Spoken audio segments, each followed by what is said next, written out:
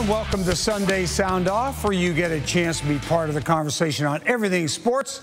Tweet us your questions and comments using the hashtag Sunday Sound Off. Let's introduce tonight's panel. Soren Petro, Sports Radio 810 WHB, in a program from 10 to 2 every day. Soren, how are you? I'm doing well, Frank. Thank you for having me. Looking forward to sharing the set with Blair Kerkhoff and his Cavs. Oh, gosh. Never mind. Yeah. Les Norman getting a chuckle out of that one. Former Royal that one. Baseball analyst at Sports Radio 810, and, of course, breaking the norm. Les, how are you? I'm good, and I'm secure in my manhood at looking at Blair's Cavs and understanding that he would destroy any kickball tournament. So, yeah, Blair, you rock it, man. Okay there, Charlie Atlas. How are you doing this evening? Blair Kerkhoff for the KC Star. Let's just go to the show, Frank. Let's just dive right in, if that's fine. All right, we'll do that. All right, gentlemen, here are hot topics of the evening. First, is there any Royal player untouchable on the trade market? Would you re-sign Alcides Escobar? There was talk about this past week. And 3, what type of impact will Jamal Charles have with the Denver Broncos? Hopefully not much. But first, to our question of the week, what one move would you make to shake this team up right now? Soren, they seem to be lethargic. They're not playing without a whole lot of enthusiasm. Of course, they're not hitting and scoring, and all those things tie in, don't they? Well, I mean, I think it's time, right? Ned's got to go. Just give the people what they wanted in 2013. Fire the manager. That always works, right? Bad starts, fire the manager. It always immediately turns around. And in reality, firing the manager after bad starts almost never works. I don't know that in fact, maybe like once ever a team has turned it around and gone to the postseason. That's the unfortunate part about this thing. I think they're done. I don't think there's any buttons to push. You can't send Alex Gordon down. That's not going to be something that you can do. They've juggled the lineup around. For me, it's time to start trading guys off. I thought this Indian series was really the last stand that they needed to take 2 out of 3 and start making some progress. So for me now, what you do is begin to listen. I know Sam, Blair's cohort, Sam Mellinger, wrote a piece about starting to break things up. He did that yesterday or today. I can't remember which day it was, but I thought he was right on. I think you had a big series with the Cleveland Indians. You continue to lose ground.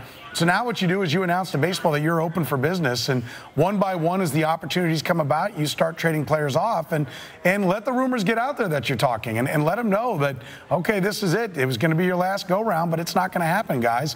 You got a couple of months together, and now wave goodbye because we're going to start selling pieces off. Les, inside that clubhouse, what do you think? I think it's a combustible thing right now.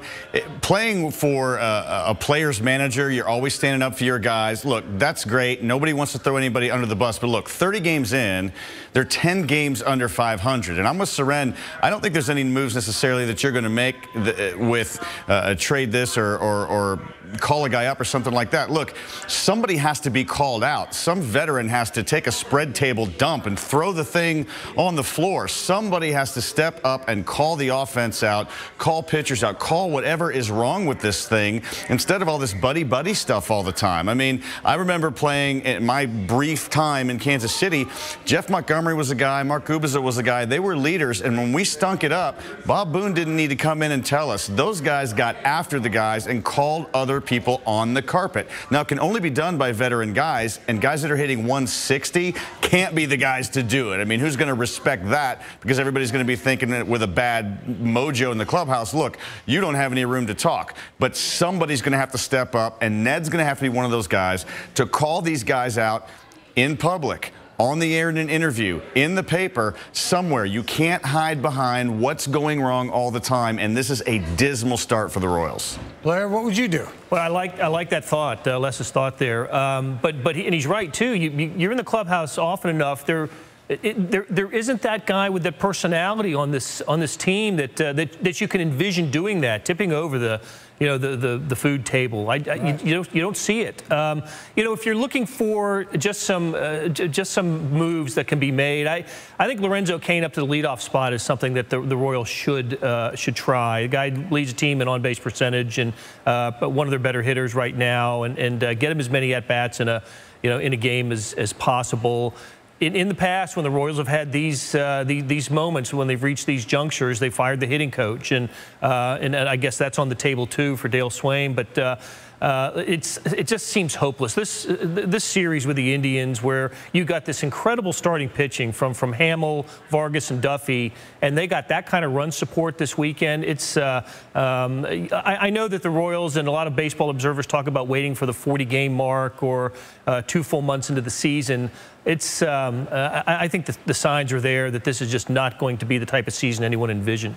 All right, up next.